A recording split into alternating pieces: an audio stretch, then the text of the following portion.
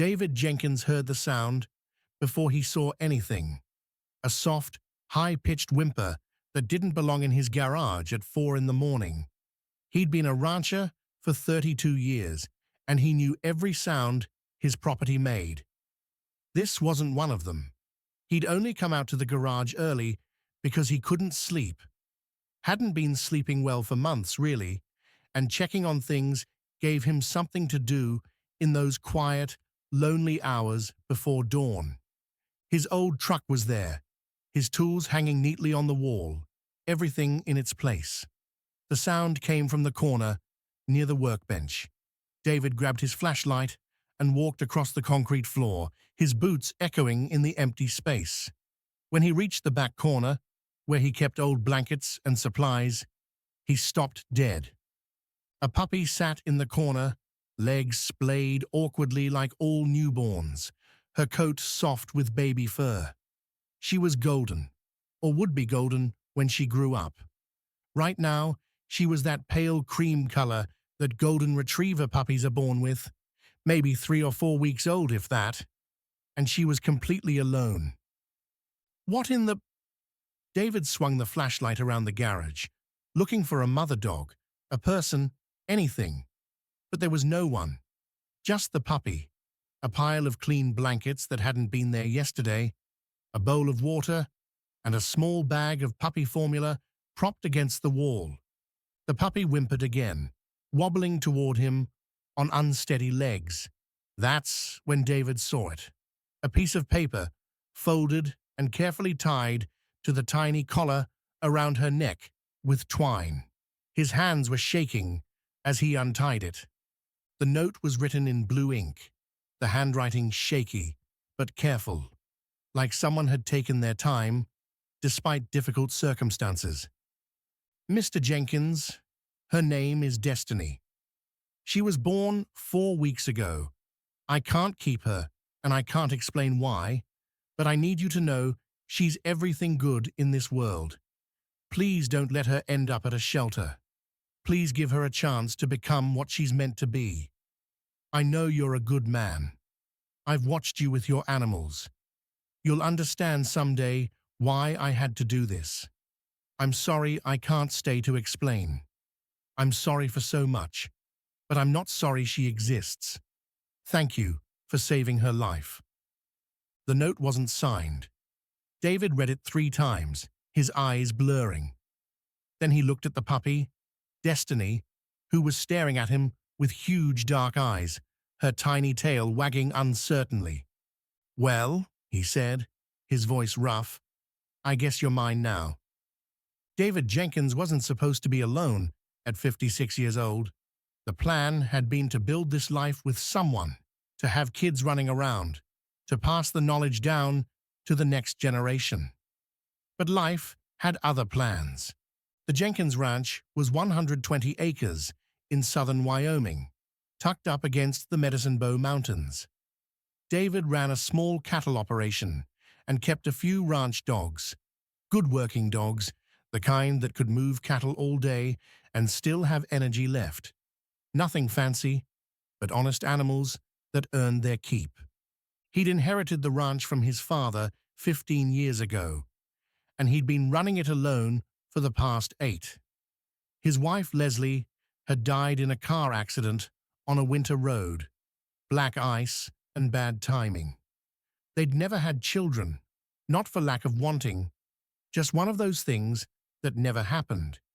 Since then, David had kept to himself mostly. He had a few ranch hands who came in during calving season and haying time, and he went to church on Sundays, but he lived a quiet life. Some people thought he was lonely. David preferred to think of it as peaceful. He was good with dogs, patient, with an intuitive sense of what an animal needed. He'd raised dozens of puppies over the years, had a reputation for training dogs with a light hand and good foundation.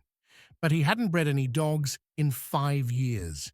No real reason to, with just himself to feed, and the cattle paying the bills, which made finding an abandoned puppy in his garage even more confusing. David lived 8 miles from the nearest neighbor. His property was gated, and while he didn't keep it locked, you couldn't just stumble onto his place by accident. Someone had deliberately driven up his road into his property and left this puppy in the middle of the night. Someone who knew him, someone who'd watched him with his animals. The thought made his skin prickle. But when he looked at Destiny, wobbling around on legs that barely worked, sniffing at the bowl of water and not quite knowing what to do with it, his protective instincts kicked in. First things first, the puppy needed to eat. Raising an orphaned puppy at this age wasn't as difficult as a newborn, but it still required careful attention. They needed to eat every few hours and were prone to illness if not kept clean and warm. David knew all this from experience. He'd bottle-raised 2 puppies over the years, one whose mother had died, and another from a litter that was too large for the mother to feed alone.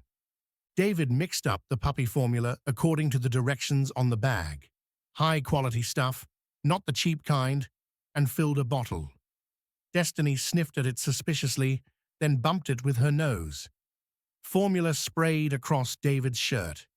"Come on, little girl," he murmured, positioning the nipple at her mouth. "I know it's not your mama, but it's what we've got." It took 20 minutes and a lot of patience, but finally, Destiny figured out how to drink from the bottle. She drained 8 ounces with enthusiasm, milk foam on her whiskers, her tiny tail wagging with contentment. David checked her over carefully while she ate. She seemed healthy. Bright eyes, pink gums, no signs of dehydration or illness. Her coat was clean and well-groomed. Someone had been taking care of her, at least for the first few weeks of her life. But where was her mother? And why would someone abandon a healthy puppy? Over the next few days, David fell into the routine of caring for a young puppy, feeding every few hours, even through the night, cleaning up accidents, monitoring Destiny for any signs of illness. Puppies could go downhill fast. He called the sheriff's department to report finding her, filed the paperwork, but without any identifying marks or microchip, there wasn't much they could do. "If nobody claims her in 90 days, she's legally yours," Deputy Collins told him. "But between you and me, David, whoever left her wanted you to have her. They didn't dump her somewhere to die. They brought her to you specifically." David knew that was true, but it didn't answer the why. He took the note out of his pocket and read it again, for the 100th time. "I've watched you with your animals." That meant someone local, someone who'd been on his property or had seen him working. "She's everything good in this world." What did that mean? And the most haunting line, "You'll understand someday why I had to do this." What circumstances would make someone abandon a puppy they clearly cared about? David wasn't a detective, but he started paying attention. He asked around at the feed store, casually mentioning that someone had left a puppy at his place. Did anyone know of any golden retrievers that had had a litter recently? Nobody did. He checked with the veterinarians in a 50-mile radius. None of them had records of a golden retriever litter in the past month. Whoever owned Destiny's mother hadn't used a vet for the birth. The brand inspector, who also handled livestock and companion animal identification, came out to check Destiny for any tattoos or identifying marks. Nothing. "She's a nice-looking puppy," Inspector Rodriguez said, running her hands over Destiny's body, checking her conformation. "Good bone structure, nice head, excellent movement for a baby. Whoever bred her knew what they were doing. This isn't some backyard accident. This is a well-bred puppy." That just made it more confusing. You didn't carefully breed dogs and then abandon the puppy unless something had gone terribly wrong. David kept coming back to that note, the tone of it. apologetic, almost desperate. I'm sorry for so much. And then, thank you for saving her life. Saving her life from what?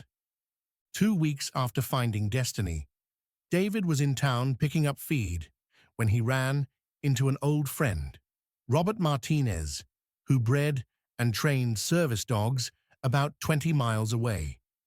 "Hey, I heard you've got a new puppy out at your place," Robert said. "Golden Retriever, that right?" "Word travels fast," David said. "Yeah, someone left her in my garage. You know anything about it?" Robert's expression turned serious. "Can I see a picture?" David pulled out his phone and showed him a photo he'd taken that morning. Destiny standing in the sunshine, her cream-colored coat starting to show the golden tones that would emerge as she grew.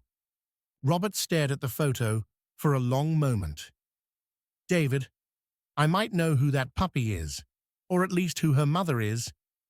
Can I come out to your place tomorrow?" Robert showed up the next morning with a folder full of papers. David met him at the garage, where Destiny was playing in a small exercise pen, pouncing on toys with the joy that healthy puppies have. "That's her," Robert said immediately. "I mean, I'd have to see her papers to be sure, but David, I think that puppy is out of Golden Hope's Destiny dream." David frowned. "Should I know that name?" "Maybe not, but anyone serious about service dogs or competition obedience in this region does. Dream is a golden retriever owned by a woman named Christina Wells. She's a master-level obedience competitor, earned perfect scores at multiple national trials, and her puppies regularly sell for $3,000 to $5,000 as service dog prospects. She was bred to a male called Champion's Golden Promise, National Obedience Champion, $2,000 stud fee. The litter from that breeding was due in early September." David looked at Destiny. "You're telling me this puppy is worth $3,000 or $4,000? If she's who I think she is?" "Yeah. And here's the thing. Christina Wells was in a bad accident about 6 months ago. Car accident. She's been in a rehabilitation facility last I heard. I don't know what happened to her dogs." David felt something cold settle in his stomach. "What kind of accident?" "Head-on collision. Broken back, head injuries. She was in a coma for a while." Robert hesitated. "David, there were rumors that she might not walk again, that she might not be the same mentally. I don't know how true that is, but I know her family was dealing with a lot." David pulled out the note and handed it to Robert. "Does this handwriting look familiar?" Robert studied it. "Could be hers. Christina's in her 30s, lives alone on a small place near Laramie, or she did before the accident. Honestly, I don't know where she is now. I can't keep her, and I can't explain why." David looked at Destiny, who was nosing around the pen, exploring everything with the fearless curiosity of a puppy. If Christina was hurt that badly, if she's in a facility somewhere, who took care of the mother dog? Who was there when this puppy was born? "That's what I've been wondering," Robert said, "because if Dream whelped without professional help and someone had to figure out what to do with the puppies, I mean, maybe they couldn't keep them. Maybe they knew Christina would want the puppies to go somewhere safe, to someone who'd understand. But why not just call me? Why sneak around in the middle of the night?" Robert looked uncomfortable. "David, I heard some other rumors about Christina's family, her brother specifically. He was trying to get control of her assets while she was in the hospital. There was talk about him selling her dogs, liquidating everything. If someone was trying to protect this puppy from being sold to just anyone, they might have had to do it secretly." David felt his chest tighten. "So someone stole a puppy to save her. That's a harsh way to put it, but maybe." David couldn't let it go. That night, He did something he rarely did. He spent hours on the computer searching for information about Christina Wells. He found old competition videos on YouTube. Christina and Dream working together in perfect synchrony, executing complex obedience routines with precision and obvious joy. Christina's face was focused, intense, but there was happiness there too. You could tell she loved what she was doing. He found a news article from 6 months ago. Local dog trainer seriously injured in collision. The article was sparse on details, just mentioned that Christina Wells had been hospitalized after a severe car accident. Then he found something else, a court filing from 3 months ago. Christina's brother, Richard Wells, had filed for emergency conservatorship, claiming his sister was mentally incapacitated and unable to manage her affairs. The case was still pending. David sat back in his chair, his jaw tight. He thought about the note again. I can't explain why. Maybe because explaining would put someone at risk. Maybe because the person who left Destiny was breaking the law to do the right thing. He looked out of the window at the garage where Destiny was sleeping in her crate, wrapped in soft blankets. A $5,000 puppy, daughter of champions, left in his care by someone who trusted him to do right by her. The next morning, David made a decision. He found the phone number listed for Golden Hope's Destiny Dreams owner in the AKC database. It rang 4 times, then went to voicemail. A woman's voice, bright and confident. Hi, this is Christina. I'm probably out with the dogs, but leave a message and I'll call you back. David left a message. Miss Wells, my name is David Jenkins. I'm a rancher over in Carbon County, and I have a golden retriever puppy that I believe might be yours. She was left at my property about 3 weeks ago. If you could call me back, I'd appreciate it. He didn't expect to hear back, but 2 hours later, his phone rang from a blocked number. Mr. Jenkins? The voice was soft, slurred slightly, like someone recovering from a stroke. This is Christina Wells. You said, you have my puppy? They talked for an hour. Christina's speech was slow, and she had to pause often to find words, but her mind was sharp. She remembered everything. I was driving home from a training seminar, she said, working through each word carefully. A truck ran a red light. I don't remember the impact. By the time I woke up in the hospital, it had been 3 weeks. They told me I'd broken my back, fractured my skull, that I was lucky to be alive. I'm sorry, David said. That must have been terrifying. The worst part was my dogs. I had 8 of them, including Dream and her litter. My brother Richard, he's not a bad person, but he doesn't understand dogs. He just sees money and expenses. While I was unconscious, he started making plans to sell them. All of them. I tried to stop him when I woke up, but I couldn't even sign my own name. The doctor said I had brain damage, that I needed a conservator. Richard filed the papers. David's hand tightened on the phone. What happened to the dogs? He sold 6 of them. Quick sales to whoever would pay, pet homes mostly. I don't even know where they went. Her voice broke. But Dream had just had her litter. 6 puppies, all healthy, all perfect. Richard wanted to sell them too, but they were only 2 weeks old, too young to leave their mother. So they stayed for a little while. Who was taking care of them? My neighbor, Elaine. She's 70 years old, has a little hobby farm next to my place. She'd been checking on the dogs for me after the accident. When Richard sold the others, Elaine begged him to let her keep Dream and the puppies until they were old enough to wean. He agreed, but only because he thought he'd get more money by selling them separately after. David felt his stomach turn. And the puppy was born 4 weeks before Elaine brought her to you. Yes. Elaine called me at the rehab facility, told me Dream had 6 beautiful puppies, all healthy and strong.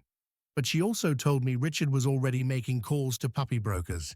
He was going to sell them in bulk, probably to pet stores or whoever would take them, for whatever he could get quickly. Christina paused, and David could hear her take a shaky breath. That's when we made the plan. Elaine told Richard that one of the puppies had died, that it was weak from birth and passed away before she could get it to a vet. Richard believed it because he doesn't know anything about dogs. It bought us time to get Destiny to you. So Elaine brought the puppy to me. I told her to, Christina said, and now her voice was firm, despite the slurred speech. I couldn't save all my dogs, Mr. Jenkins, but I could save one. Elaine and I researched local ranchers with good reputations. Your name came up over and over. People said you were honest, kind to your animals, patient with youngsters. I told Elaine to take Destiny to you. I wrote the note, though it took me 20 minutes with my hand shaking. Elaine drove out to your place in the middle of the night and put my baby in your garage. Christina, that puppy is worth thousands of dollars. You could have what? Her voice was sharp now. Watched her go to a puppy broker? Watched some dealer buy her for $500 and flip her to whoever? Mr. Jenkins, I've spent my whole life breeding dogs for service work and competition. Dream is the best dog I've ever owned, and Champion's Promise is legendary in obedience circles. That puppy has the potential to be exceptional. But more than that, she's the last piece of the life I built before everything fell apart. I needed her to go somewhere she'd be valued, not as money, but as a dog with a purpose. David was quiet for a moment. What about Dream? Your neighbor still has her. For now, she told Richard that a nursing mother needs time to recover before being moved. And the other 5 puppies? He sold them last week. I don't know where they went. And you? What's your prognosis? Christina laughed, a bitter sound. The doctors say I'll walk again. Maybe, that I'll regain more speech function with therapy, but it'll take time, months, maybe years. And I don't have years, Mr. Jenkins. Richard is liquidating my assets. By the time I can fight him in court, there won't be anything left to fight for. David looked out the window at Destiny, who was playing in her pen, pouncing on a rope toy with fierce determination. Christina, what do you want me to do with your puppy? She was quiet for a long time. When she finally spoke, her voice was thick with tears. I want you to keep her. I want you to raise her, train her, give her the life she deserves. I want her to become everything she's meant to be. And someday, if I get better, if I get my life back, I want to come see her.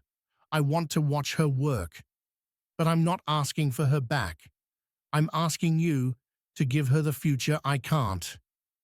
After he hung up with Christina, David sat on his porch for a long time, thinking.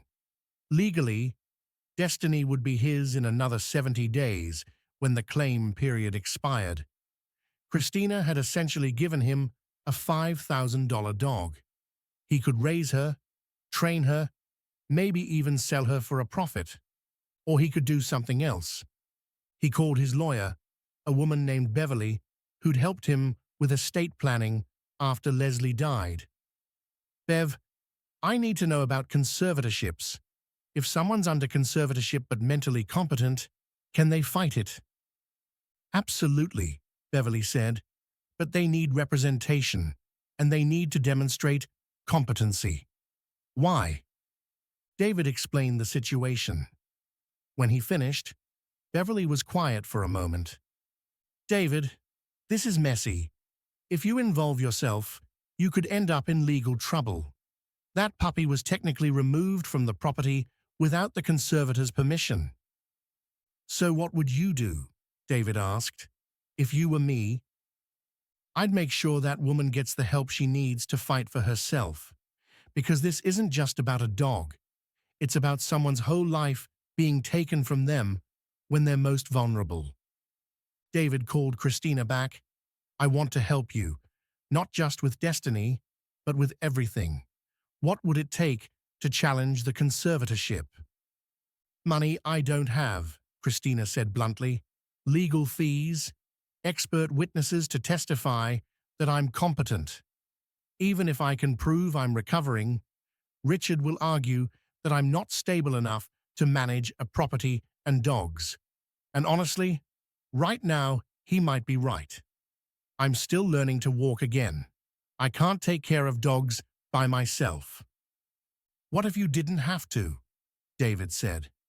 What if we worked out a partnership? It took 3 months to put everything together. David hired Beverly to represent Christina in the conservatorship challenge. They brought in neurologists and rehabilitation specialists who testified that while Christina had physical limitations, she was mentally competent and improving steadily. They also presented a business plan. David would provide property and hands-on care for Christina's dogs, the ones they could recover, plus Dream and Destiny. Christina would retain ownership and make breeding and training decisions as a partner in a new business, Wells Jenkins Service Dogs. The judge reviewed the evidence and agreed to dissolve the conservatorship on the condition that Christina have a co-manager for her dog business and continue her rehabilitation therapy. Richard contested it, but without strong evidence that his sister was incompetent, the motion failed. 2 weeks after the conservatorship was lifted, Elaine brought Dream to the Jenkins ranch. David watched from the garage as they unloaded the golden retriever. She was stunning, 65 pounds of perfect conformation with gentle eyes and that fluid movement that working dogs have. She walked down the trailer ramp and immediately started calling. From the pen, Destiny's head shot up. The puppy, now 4 months old and filled out into a beautiful youngster, started running along the fence, barking frantically. Dream answered with that deep, rumbling sound that mother dogs use with their puppies. They released her into the pen, and the reunion was instant. Dream rushed to Destiny, sniffing her all over, making soft sounds. Destiny buried her face in her mother's neck, her whole body trembling with joy. David felt his eyes burning. Beside him, Elaine was crying openly. I didn't think we'd ever get to do this, she said. I thought they'd be separated forever. They're home now, David said. Both of them. Christina came to the ranch on a Saturday in late spring, almost 6 months after David had found Destiny in his garage. She came with Elaine driving, and David watched as they helped her out of the car. She was in a wheelchair, but she was alert and smiling. Mr. Jenkins, she said, and her speech was clearer now, though still careful. Thank you for having me. David, please, he said, and you don't have to thank me. I should be thanking you for giving me a puppy that destroyed my sleep schedule for 2 months. She laughed. You're welcome, I guess. He wheeled her down to the pen, where Dream and Destiny were playing. It was a perfect Wyoming afternoon. The mountains clear against a blue sky, the grass green from spring rain. When Dream saw Christina, she came to the fence immediately, her whole body wiggling with joy. Christina reached up, tears streaming down her face, and Dream lowered her head so Christina could touch her, could run her hands over that familiar face. Hey, beautiful girl, Christina whispered. I missed you so much. Destiny, curious about the stranger, came over too. She was 6 months old now, grown into a leggy adolescent with a golden coat and her mother's intelligent expression. She sniffed Christina's chair, then her hand, then decided the woman was safe and stood patiently while Christina examined her. "She's perfect," Christina said, looking up at David. "You did such a good job with her. She's a good puppy. Smart, eager, willing. She's going to be something special." Christina nodded. "I always knew she would be. That's why I named her Destiny. I knew from the breeding that this puppy was destined for greatness. I just didn't know how much she was destined to change all our lives." They talked for hours that afternoon about dogs and training, about the future of their partnership, about the 2 client dogs David was starting in basic obedience. Christina couldn't walk dogs yet, but she could teach. Her knowledge of training methodology was encyclopedic, and David found himself taking notes as she explained the finer points of competition obedience. "You know," Christina said, as the sun started to set, "I thought losing my dogs was the worst thing that could happen to me. I thought my brother destroyed my life when he sold them. But if none of that had happened, I wouldn't have met you. Dream would still be with me, but Destiny would just be another puppy. Now, she's the dog that brought us all together. The dog that gave me a reason to fight for my future." David smiled. "Funny how that works. After my wife died, I thought I'd just run this ranch alone until I couldn't anymore. I didn't think I needed partnerships or help or friends, but sometimes life puts things in your path that you didn't know you needed. Like a puppy in your garage, in the middle of the night." Exactly like that. Destiny was a yearling now, filled out and beautiful, with a golden coat that gleamed in the sun. David had started her basic training, teaching her to heel, to sit and stay, to focus on her handler, even with distractions. She was everything Christina had predicted: smart, willing, and athletic. Christina came to the ranch twice a week for therapy sessions that doubled as training consultations. She was walking now with a cane, her speech almost back to normal. The physical scars were fading, but the emotional ones had transformed her. She was quieter than she'd been before the accident, more thoughtful, but also more grateful for every day. The partnership was working. David provided the physical labor and facilities. Christina provided expertise and breeding knowledge. They'd tracked down one more of Christina's dogs from a family who'd bought her from Richard, and they had 3 client dogs in training. It wasn't making anyone rich, but it was sustainable. And Dream was pregnant again, bred to another outstanding stud, due to whelp in the spring. On Destiny's first birthday, they threw a small party. Just David, Christina, Elaine, and a few neighbors.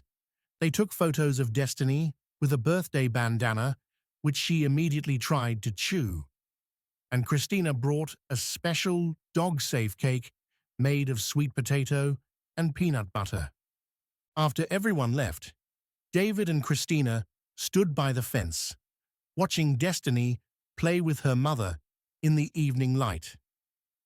"You know," Christina said, "I never thanked you properly for everything. For taking her in, for helping me fight Richard, for giving me a reason to keep going when everything felt hopeless." "You don't need to thank me," David said. "Destiny changed my life too. After Leslie died, I was just existing, going through the motions. Then this puppy showed up and forced me to care again, forced me to connect with people, to build something new. She didn't just need saving, I did too." Christina was quiet for a moment. "I've been thinking about that note I wrote, about how I said you'd understand someday why I had to leave her with you. Do you understand now?" David thought about it, about how Destiny had led him to Christina, to a partnership that had become a friendship, about how saving one puppy had ended up saving a woman's future and giving him a new purpose, about how sometimes the things that seem random or desperate are actually the beginning of something bigger. Yeah, he said. I understand. She was meant to be here. We were meant to find each other. All of us. Christina smiled. Destiny. It's a good name, isn't it? Because she wasn't just destined for greatness as a dog. She was destined to bring us all together.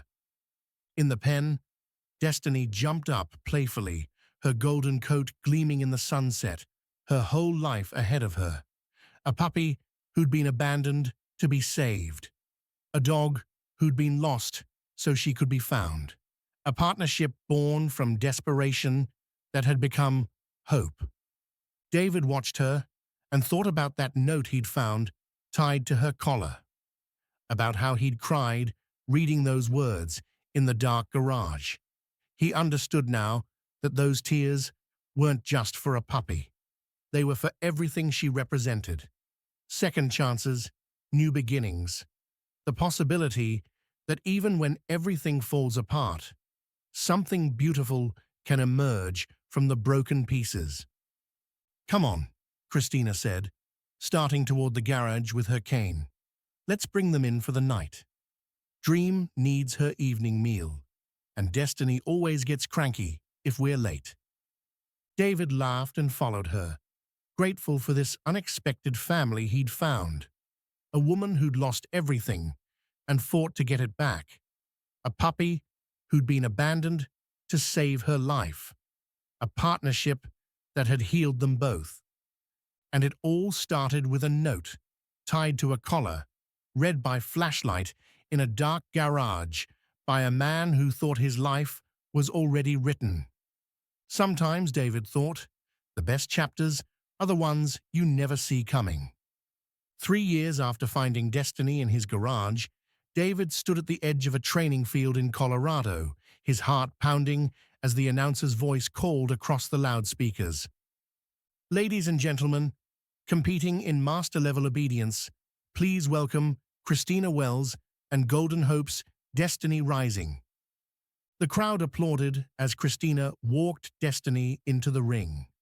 The dog, because Destiny was fully grown now at 3 years old, was stunning. Golden coat, perfectly groomed, athletic build, moving with the precision and confidence that came from careful training and natural talent. Christina looked different too, confident in her movements, no sign of the wheelchair or the cane. She'd worked for 3 years to get here, through pain and setbacks and countless hours of physical therapy, but she'd made it. David watched from the sidelines as they performed their routine. Every exercise was precise. The healing, the retrieves, the scent discrimination. Destiny was brilliant, and Christina handled her with a connection that only comes from a deep bond between dog and handler. When they finished, the crowd roared. Christina walked out of the ring with tears streaming down her face, and David was there to meet her. She was perfect, he said, his voice thick with emotion. Both of you were perfect. We didn't win, Christina said, but she was smiling. Doesn't matter. You did what everyone said was impossible. You're here, you're competing, and you're doing it with the dog that saved both our lives. They didn't win that day. They placed third, which was still exceptional in a field of talented teams. But it didn't matter. What mattered was the journey. What mattered was that a puppy who'd been abandoned in a garage had grown into a champion. That a woman who'd lost everything had rebuilt her life. That a lonely rancher had found purpose again. That night, back at the hotel, David's phone rang. It was Elaine. How'd they do? She asked. Third place, David said.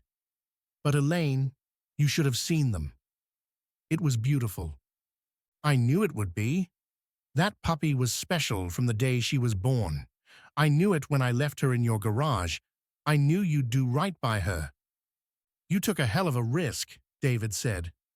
What if I'd just sold her? What if I'd never called Christina? Elaine laughed. David, I watched you for months before that night. I saw how you treated your dogs, how you were gentle with the nervous ones and patient with the difficult ones.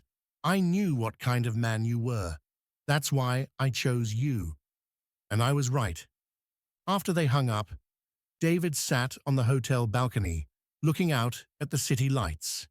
He thought about that morning 4 years ago, when he'd found a puppy in his garage, about the note that had made him cry, about all the ways one small act of desperate hope had changed everything.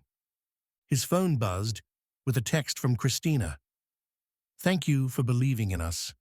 Both of us, Destiny and me. You gave us our future back." David typed back, "You gave me mine too." And it was true, because sometimes salvation comes in the most unexpected packages. Sometimes it's a puppy with a note tied to her collar. Sometimes it's a partnership born from crisis. Sometimes it's learning that the family you build is just as powerful as the one you're born into. David had thought his story was over when Leslie died. He thought he'd live out his years alone, running a ranch that would die with him. Instead, he'd found Christina, Elaine, and Destiny.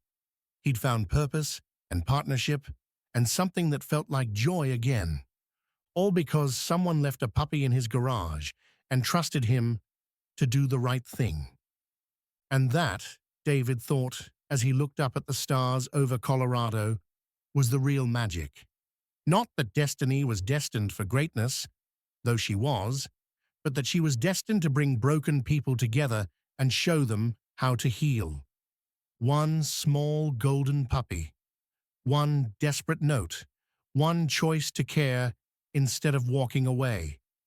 That's all it took to change everything. If this story touched your heart, we have dozens more just like it. Incredible stories about dogs who change lives, people who refuse to give up, and the mysterious ways that hope finds us when we need it most. Make sure to hit that subscribe button to Second Chance Stories and turn on notifications so you never miss these powerful stories of rescue and redemption. Share this video with someone who needs to hear a story about second chances and unexpected blessings today. Drop a comment below and tell us about a time a dog changed your life. We love hearing your stories. Thanks so much for watching. And remember, sometimes the most beautiful chapters in life are the ones we never saw coming. Because every dog deserves a second chance, and every story of hope deserves to be told.